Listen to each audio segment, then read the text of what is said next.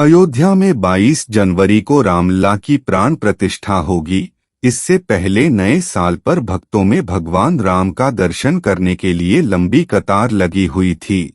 नए साल पर अयोध्या में भक्तों का उत्साह देखने को मिला है। इसकी तस्वीर श्री राम जन्मभूमि ट्रस्ट की ओर से शेयर की गई। देश के अन्य हिस्सों की तरह उत्तर प्रदेश में भगवान राम की नगरी अयोध्या में भी पूरे उत्साह और उल्लास के साथ नव वर्ष का पहला दिन मनाया गया।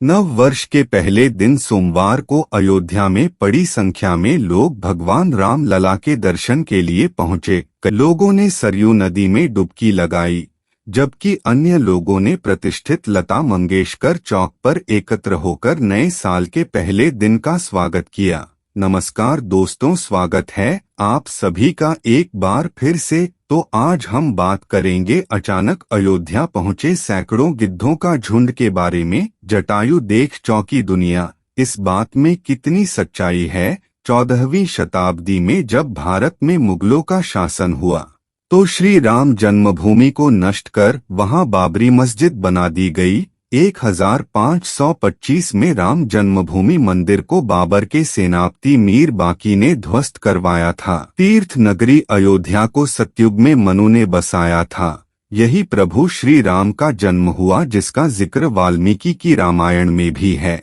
सालों तक चले राम राज्य के बाद जब श्री राम ने जल समाधि ले ली तो अयोध्या नगरी सूनी हो गई। लेकिन अब अयोध्या में बन रहे भव्य राम मंदिर को लेकर दुनिया भर के राम भक्तों में उत्साह देखा जा रहा है। 22 जनवरी को होने वाले रामलला की प्राण प्रतिष्ठा कार्यक्रम को लेकर हर कोई अपने तरीके से खुशी मना रहा है।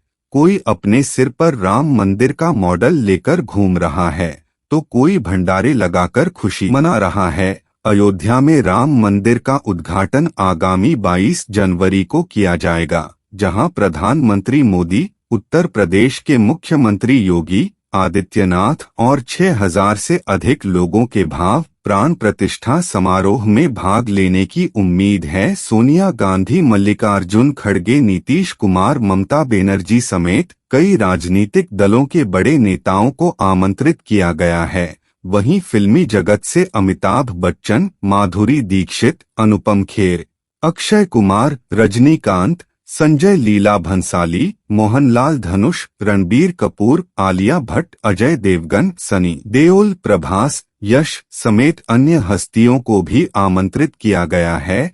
आज हम आपसे बात करने वाले हैं दो अहम खबरों के बारे में, और दोनों की दोनों जुड़ी हुई है भगवान श्री राम की जन्मभूमि से। पहली खबर है कि जहां पर राम जन्मभूमि के बाद एक और आंदोलन की शुरुआत होने वाली है, वहीं दूसरी खबर है जहां भगवान श्री राम की जन्मभूमि पर पहुंचे महात्मा जटायु। आपने भी यह खबर कहीं ना कहीं जरूर सुनी होगी, लेकिन आपके मन में भी जिज्ञासा होगी कि क्या यह खबर सच है या नहीं। आज हम इसकी विस्तृत जानकारी आपको देने वाले हैं। तो चलिए शुरू करते हैं आज का वीडियो। सबसे पहले खबर पर आते हैं, जो कि आई है वृंदावन से, जहां श्री राम जन्मभूमि के सवाल पर श्री केशव प्रसाद मौर्य ने कुछ ऐसा कह दिया जिसने भारत में रह रहे मुस्लिम मौलानाओं को परेशान करके रख दिया है। दरअसल यह बात है वृंदावन की, जहां साध्वी ऋतंभरा देवी का जन्मदिन मनाया जा रहा था, जिस पर 3 दिवसीय कार्यक्रम था। यहां पर देश के गृहमंत्री अमित शाह जी को भी आना था, लेकिन खराब मौसम के चलते वह नहीं आ पाए। इसी बीच में केशव प्रसाद मौर्य जी से एक सवाल पूछा जाता है, जिसका जवाब वह ऐसा देते हैं कि भारत में एक हलचल शुरू हो जाती है। केशव प्रसाद मौर्य उत्तर प्रदेश के डिप्टी सीएम है। इस मौके पर जब डिप्टी सीएम से यह सवाल किया गया कि श्री राम जन्मभूमि के बाद अब क्या होगा, उन्होंने जवाब दिया कि राम मंदिर तो बन गया है, अब श्री कृष्ण जन्मभूमि की तैयारी की जा रही है। 22 जनवरी को अपने गांव, अपने शहर को अयोध्या और अपने घर को श्री राम मंदिर समझकर आप सभी लोग दिवाली मनाएं। यानी कि केशव प्रसाद मौर्य जी ने यह बात कह दी है कि अब राम मंदिर के बाद बारी है श्री कृष्ण जन्मभूमि की। जिसको लेकर देश भर में आंदोलन शुरू भी किया जा चुके हैं और सबको इंतजार है 22 जनवरी का, जब 22 जनवरी को भगवान श्री राम की प्राण प्रतिष्ठा की जाएगी। उसके बाद यह अंदाजा लगाया जा रहा है कि श्री कृष्ण जन्मभूमि की मुक्ति की तैयारी भी शुरू हो जाएगी, क्योंकि डिप्टी सीएम केशव प्रसाद मौर्य ने यह कहा है कि श्री कृष्ण मंदिर की तैयारी की जा रही है।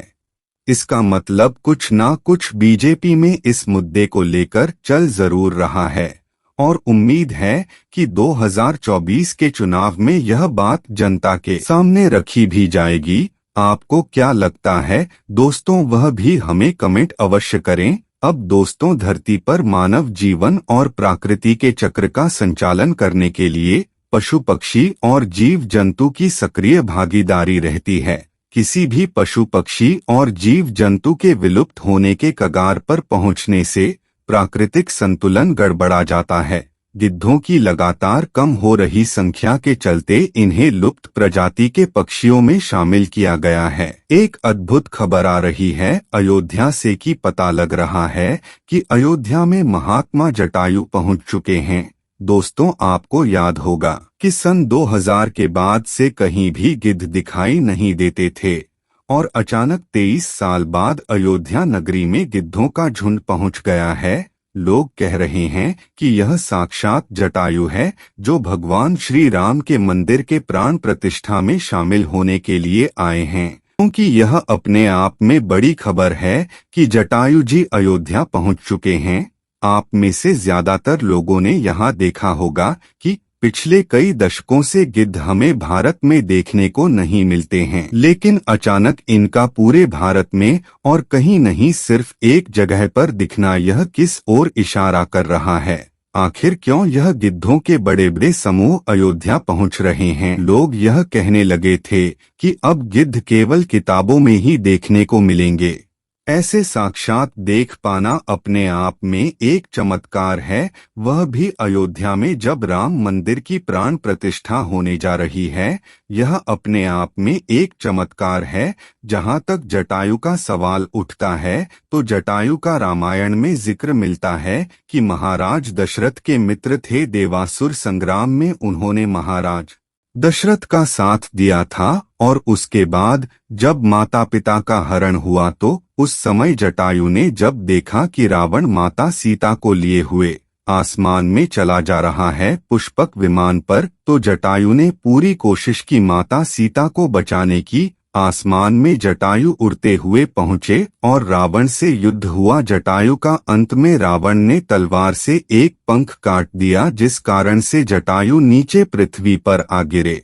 बाद में जब भगवान राम उनके समीप पहुंचे तो उन्होंने घायल जटायु को देखा तो उन्होंने हेतात कहकर संबोधित किया। जटायु जी ने श्री राम को सारी कहानी बताई कि माता सीता को रावण लेकर गया है।